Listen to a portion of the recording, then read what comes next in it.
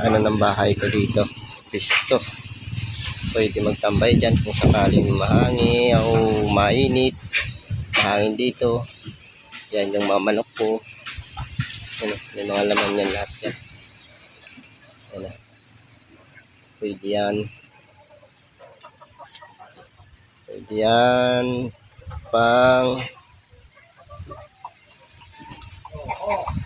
ihaw. Pero pwede rin yan pang sabong.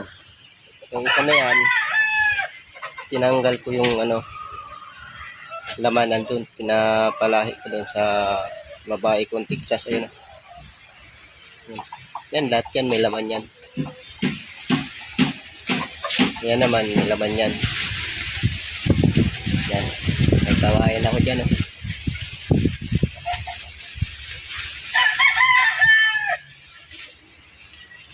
Lawak nitong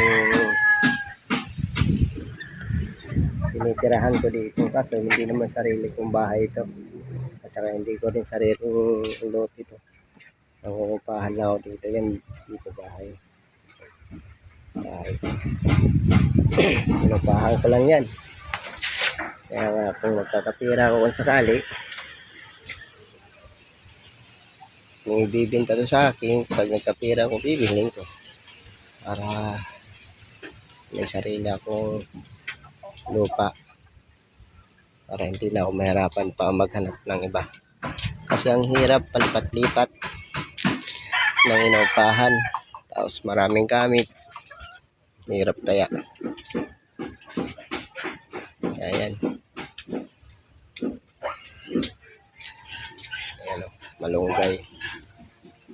Pinutol ko yan para sumibol kasi tag-ulan naman ngayon para tumanda naman yung ano niya, dahon.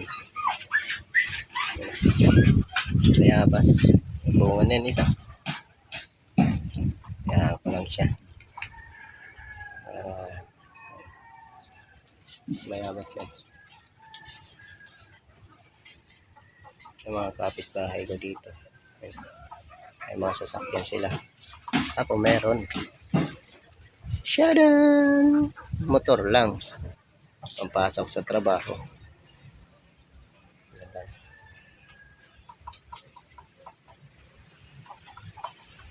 Nangangarap din naman ako magkaroon ng sasakyan na 4 wheels. So, hindi pa pinagkakalog. Kaya mo na natin yan. Saka na lang. Okay.